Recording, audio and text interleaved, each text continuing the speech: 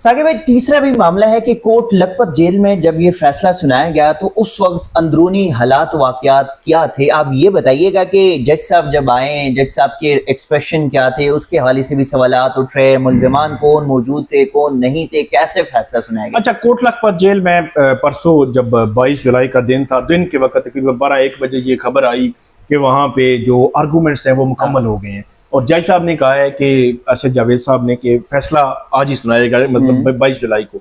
अच्छा, वहाँ पे इंतजार शुरू हो गया। अब सूरत हाल ये थी कि वहाँ पे जो ये शाह महमूद कुरैशी हैं, एजाज चौधरी हैं, मियां महमूद रशीद हैं, डॉक्टर यास्मीन राशिद हैं, उमर सरफराज चीमा हैं जो पीटीआई की लीडरशिप में थी। अच्छा, इनकी फैमिलीज भी वहाँ पे गई हुई थी कुछ की, तो वो उन्होंने इंतजार शुरू कर दिया। अब इंतजार करते रहे, इंतजार चलता रहा। अच्छा, इंतजार में वो जो कोट लखपत जेल का कमरा अदालत है, उसके साथ भी एक कमरा अदालत है, दो जो अदालती जो वो कमरे हैं। अच्छा, उसमें जिसमें अदालत लगती है उसके साथ वाले कमरा जो खाली था, तो वहां पे ये फैमिली चली गई। तो वहां पे ये बैठ के इंतजार शुरू कर दिया, इंतजार करते रहे, गप्पे लगाते रहे, सारा कुछ करते रहे। रात के तकरीबन 10 साढ़े 10 बज गए। तो इनको बताया गया कि आप जो है वो आ जाएं, जज साहब फैसला सुनाने लगे हैं।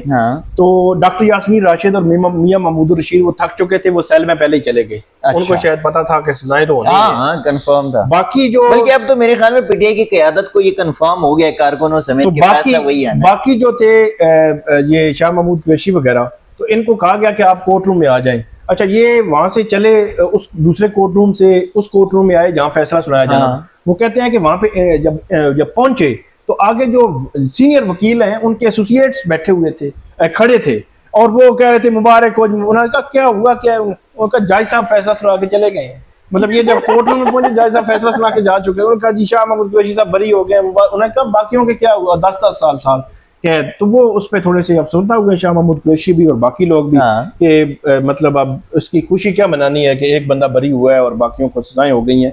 तो वो एक अजीब सी सिचुएशन थी। वहाँ पे फिर नारा भी एक जो पीटीआई के थे, उन्होंने इमरान खान का नारा भी लगाया और हर एक ने फिर अपना अपना इजहार किया।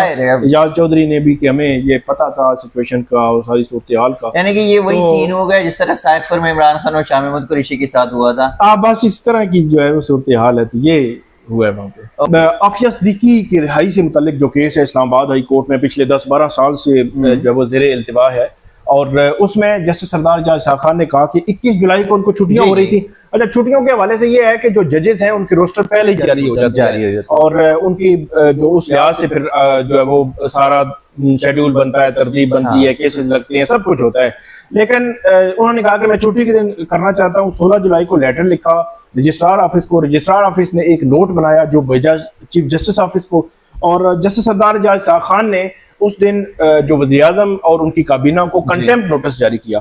अच्छा, साथ ही उन्होंने कहा कि जो मैंने जो रजिस्ट्रार ऑफिस को 16 जुलाई से जो खतो किताबत हो रही थी, उसमें चीफ जस्टिस जो है उनकी जानिब से इतना कर दिया जाना था कि उन्होंने उस नोट पे कुछ लिखना था कि काज लिस्ट जारी होनी है या रोस्टर जारी होना है, जो भी होना है।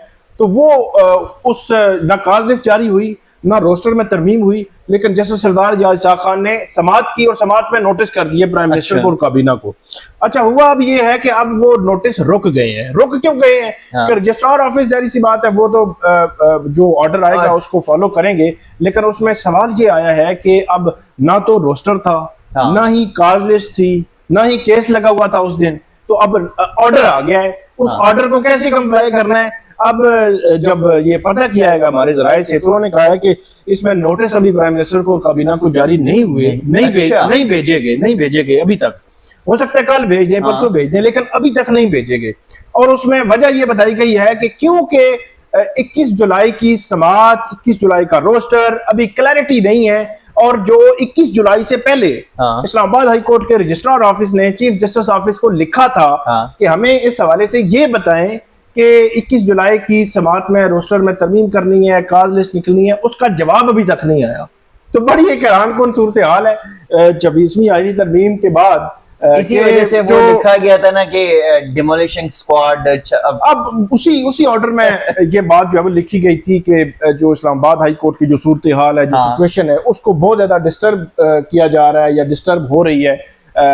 जो वर्किंग है वो खास तौर पर और उसमें उन्होंने ये भी लिखा था कि जो छुट्टी पे काम करना चाहता है बंदा उसको काम नहीं करने दिया जा रहा। तो ये बड़ा अनफॉर्चुनेट है। मेरा ये ख्याल है कि अदलिया पर जो अवाम का जो एतमाद है वो बरकरार रहना चाहिए, और वो एतमाद इसी तरह ही बरकरार रह सकता है कि जैसे आप जो है वो उसमें जो वर्किंग है, आप काम करते हुए कुछ ऐसा जो ऐसी हर्डल्स अगर आएंगी, अगर ये लड़ाइयाँ जजेस के दरमियान होगी, ये जो मतलब खैंचातानी जो है वो जजेस के दरमियान होगी, और ख़ास तौर पर जिस तरह प्रीवियसली हमने देखा कि सिंगल बेंच के जो ऑर्डर, सिंगल बेंच के केसेस जो है वो निकले किसी और बेंच में चले गए, अजीब सी सिचुएशन है। इस्लामाबाद हाई कोर्ट को अपना वकार बरकरार रखने के लिए मेरा ख्याल में विद इन जुडिशरी कोई जो है वो मेरे ख्याल में कोई फार्मूला तय करना पड़ेगा, ताकि जो अवाम जब इस किस्म की खबरें सुनते हैं तो अवाम एक डिस्टर्बेंस तो अल्टीमेटली जो है वो होती है,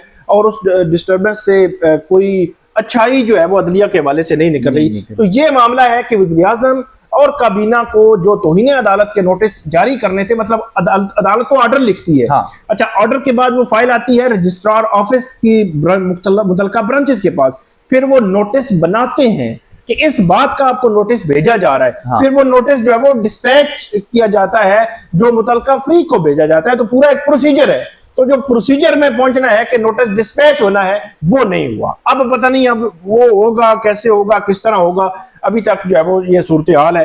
तो ये एक नई जो है वो पेशरफ्त और नया फड्डा और नई ब्रेकिंग न्यूज जो है इस्लामाबाद हाई कोर्ट से आई है।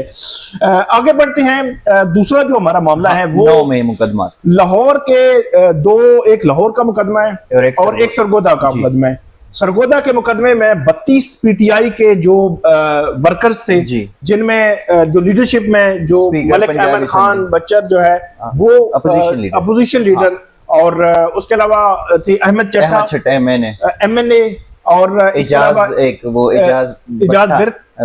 भट्टा है, इजाज विर्क। तो वो बिलाल विर्क है या इजाज विर्क है, गुजरावाला से बिलाल एजाज। तो गुजरावाला से जो एमएनए का मामला, उनका सुप्रीम कोर्ट में अभी भी नजरसानी पड़ी हुई है, वो जीते हुए थे लेकिन उनको जब वो अजीबोगरीब तरीके से हरा दिया गया।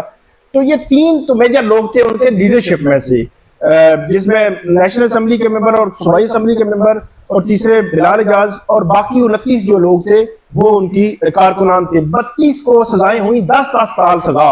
ये बाटा रेट जो है वो सजा है, क्योंकि इस्लामाबाद की इंसदादी दहशतगर्दी अदालत जो ये हैं ताहिर अब्बास सिब्रा, इन्होंने भी 10-10 साल सजाएं दी, सरगोदा में भी 10-10 साल, और लाहौर ने भी जो सजाएं दी हैं अभी 8 लोगों को चल रहा है, जी 10-10 सालों 8 लोगों को जो सजाएं दी हैं वो 10-10 साल की सजा है।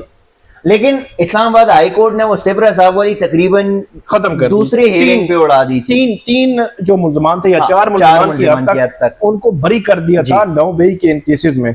अच्छा, अब जो लाहौर हाई कोर्ट का फैसला आया है, लाहौर में जो इंसदादी दहशतगर्दी अदालत का फैसला आया है, और उस फैसले में बड़े अहम पॉइंट्स हैं। लाहौर और जो सरगोदा की अदालतें हैं, सरगोदा की अदालत ने तो जो है वो टोटली उन्होंने कहा कि जो एहतजाज में था तो सबके लिए एक किस्म का ही है, मतलब एक स्पेसिफिक रोल की बात ही नहीं हुई। इसी तरह जो लाहौर की अदालत है उसने जो लाहौर की जमान पाक की जो मीटिंग है उसको एक्सेप्ट किया है।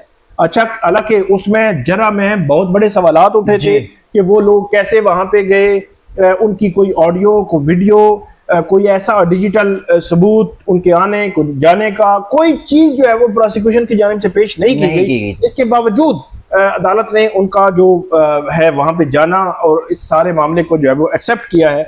और अब इंसदादी दहशतगर्दी अदालत ने लाहौर ने 42 सफ़ात का जो जजमेंट है वो जारी किया है। अच्छा। और इसमें 6 जो शाह महमूद कुरैशी समेत 6 मुल्जमान हैं उनको बरी किया गया है। 8 जो मुल्जमान है डॉक्टर जासमीन राशिद समेत उनको 10-10 साल की कैद की सजा सुनाई गई है। एक 73 साला जो कैंसर सर्वाइवर है उनको, बल्कि अभी पेशेंट भी है, उनको जो है वो 10 साल की सजा, जो 2 साल की सजा काट चुकी है। अच्छा, 10 साल की सजा में से 2 साल की जो अब सजा एक्सक्लूड होनी है, मतलब निकलनी है कि 8 साल की सजा जो है वो अमली तौर पर उनकी होगी। तो उसके बावजूद उनको सजा जो है वो दे दी गई।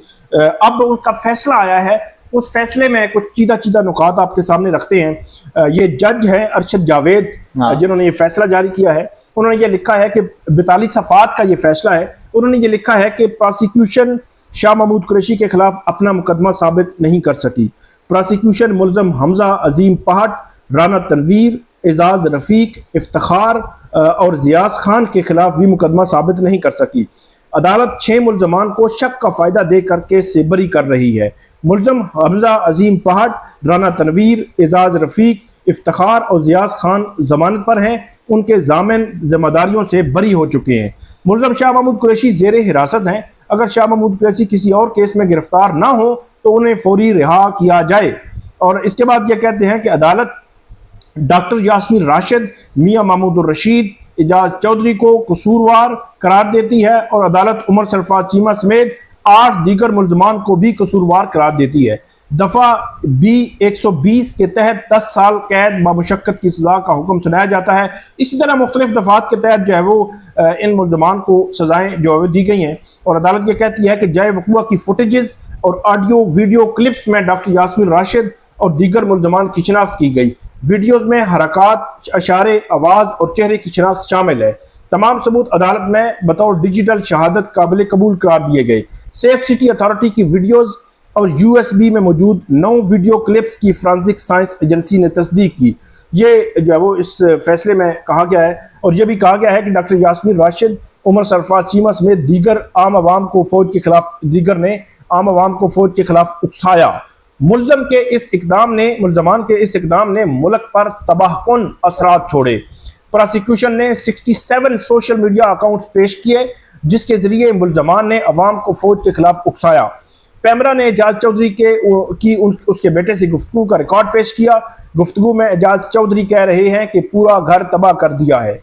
वक़ुआ की फुटेजेस और ऑडियो वीडियो क्लिप्स में डॉक्टर यास्मीन राशिद और दीगर मुल्ज़मान की शिनाख्त की गई है। वीडियोज़ में हरकत, इशारे, आवाज़, चेहरे की शिनाख्त जो है वो शामिल है। ये जो फैसला है। अच्छा, इसमें साकिब भाई 2-3 चीजें जो हमने नोट की। एक तो यह है कि एजाज चौधरी की जो ऑडियो है उसमें क्या घर तबाह हुआ, अब ये स्पेसिफिक है कि कौन सा घर है। दूसरा ये कि डॉक्टर यास्मीन राशिद की जो वीडियो है जना हाउस के बाहर जो गाड़ी के ऊपर है, उनके आवाज और इशारे तो ये है कि कारकुनान को मना कर रही है। तो मना करने की अगर ये सजा है तो फिर अगर करने वालों की क्या सजा? अब ये देखना होगा कि अदालत ने जो प्रोसिक्यूशन के जो शवाहिद थे, एविडेंस थे, सबूत थे, उनको एग्जामिन किया है और अदालत इस नतीजे पर पहुंचती है। तो बज़ाहिर ऐसे लगता है कि अब जो है जैसा है बाकी अदालतों से भी मुमकिन तौर पर इसी किस्म के फैसले आ सकते हैं, क्योंकि 10-10 साल का एक रेट बज़ाहिर जब चल रहा है और फैसलाबाद से भी फैसला आने को है। और लाहौर की दो केसेस हैं, उन केसेस में भी वो एडवांस स्टेज पे केसेस पहुंच चुके हैं। पिंडी से भी अभी केस शुरू होना है। पिंडी वाले केस के फैसले भी जो अभी डिले हैं, मतलब लेट है, वो जल्दी नहीं आएंगे। लेकिन ये जो 2 फैसले हैं, इन्होंने 9 मई के केसेस के मुस्तकबिल का तयन जो है वो कर दिया। अच्छा, उसमें एक लाइन भी है, वो फैसला मतीउल्लाह जान साहब ने भी बड़ा, हमारे दोस्तों ने व्लॉग्स भी किए और वो फैसला मैंने पढ़ा है। वो लाइन जज साहब ने ये भी किया है, चूंकि ये जो मुल्जिमान है ये पाकिस्तान तहरीक इंसाफ से एफिलिएटेड है और चूंकि इन्होंने पार्टी से अलहदगी भी नहीं की, ये नहीं, असल में मसला ये ना, सवाल तो उठते हैं फिर ये है कि प्रेस कॉन्फ्रेंस जिन्होंने की उनके लिए कोई सजा नहीं, जिन्होंने नहीं की उनके लिए सजाएं हैं। तो ये एक अजीबो गरीब किस्म का जो वो सिचुएशन है, जिसको प्रोसिक्यूशन को, अदालतों को, हुकूमतों को ये देखना चाहिए कि अगर किसी ने जुर्म किया है तो जुर्म किया है, उसे सजा होनी चाहिए। अगर किसी ने जुर्म नहीं किया तो उसे सजा नहीं मिलनी चाहिए। तो उसका मतलब ये नहीं है कि किसी ने प्रेस कॉन्फ्रेंस कर दी तो वो तो जो है वो दूध का धुला हुआ हो गया, और जिसने प्रेस कॉन्फ्रेंस नहीं की तो वो उसको आप जो है वो सजा दें, उसको प्रोसिक्यूट करें और उसके खिलाफ कहें कि इसने गद्दारी की है या मुल्क के खिलाफ जो है वो गया है। ये एक अजीब सी सूरत हाल तो इसमें मौजूद है। अच्छा, एक चीज भी बताइएगा कि ये जो इतनी जल्दी में अभी ये फैसले आना शुरू हो गए हैं, 5 अगस्त को एक कॉल गई है कि 5 अगस्त को हम मुल्क भर में एहतजाज करेंगे। इन फैसलों का एहतजाज के ऊपर कोई असरात होंगे या कहीं उस एहतजाज को रोकने या नाकाम बनाने के लिए ये फैसले तो नहीं कराए गए? नहीं, असरात तो डेफिनेटली असरात तो मेरी नज़र में होंगे। उसकी वजह यह है कि उससे पहले और भी फैसले आ सकते हैं। उमर अयूब साहब जो अपोजिशन लीडर हैं कौमी असम्बली के, उनके हवाले से फैसला आ सकता है। उनकी जो बाकी लोग जो शिबली फराज हैं सेनेट में अपोजिशन लीडर हैं, उनके हवाले से फैसला आ सकता है। तो अभी एक लंबी लिस्ट है पार्लियामेंटेरियंस की जो कौमी असम्बली और सूबाई असम्बलीज के हैं जिनके हवाले से फैसले आने हैं, तो यकीनी तौर पर उसके असरात 5 अगस्त की उनकी एहतजाज की कॉल पर भी पड़ सकते हैं। बहुत शुक्रिया साकिब बशीर साहब। नाज़रीन, ये थी आज के अपडेट्स जो हमने आपके साथ शेयर किया। अपना फीडबैक जरूर दीजिएगा। दीजिएगा इजाजत। अल्लाह हाफिज़।